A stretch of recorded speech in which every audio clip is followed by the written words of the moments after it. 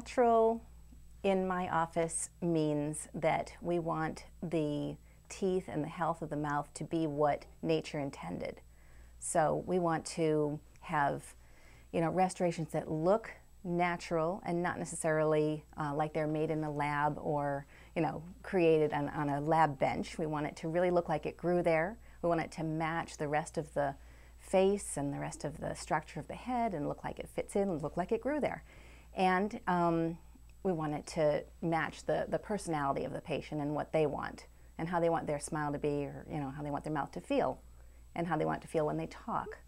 And we also want to use materials that are compatible with the biological body. So we don't want to use materials that conflict or may have properties that detract from overall health, which some dental materials do contain ingredients that are questionable. Why are there so few natural dentists? Well, when you go to a physician, you actually have a choice of physicians. You have a choice between an MD that went to a conventional allopathic school or a naturopath that goes to a natural school and they are a physician. It's a 4-year medical degree, and there are chiropractors and osteopaths. There are all kinds of choices of physicians besides MD.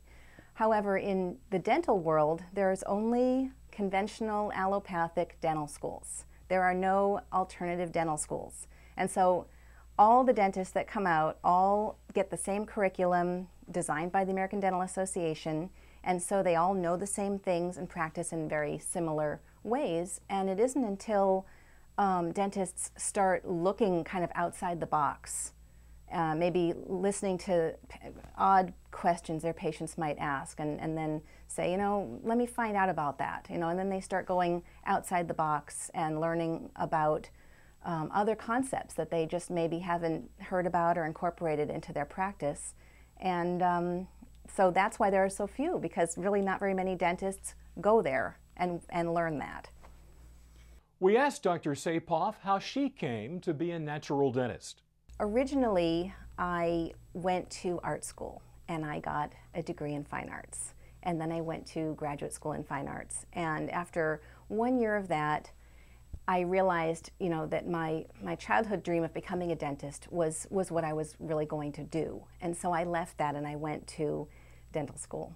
And the thing is, after being in art school, where I learned to look at things from other points of view as part of my creative process, that's how I learn. That's how, as a human being, that's how I try on new ideas and, learn about new ways of being that help enrich my life and to make me a more, well-rounded person. And so then when I went to dental school, I went in with that, already having that ability and that interest.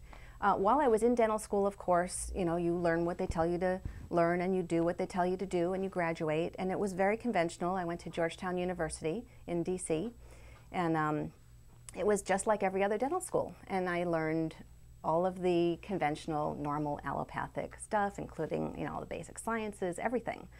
And it wasn't until I got out that, patients began asking me questions. And I said, I didn't just dismiss the question and say, no, that's, nonsense, or that's not how we know it to be. I said, where did you get that question? Why do you have that question? What is it that you read or learned about? Let me read that too, and then we can have a conversation about it, and I'll be able to maybe explain it or,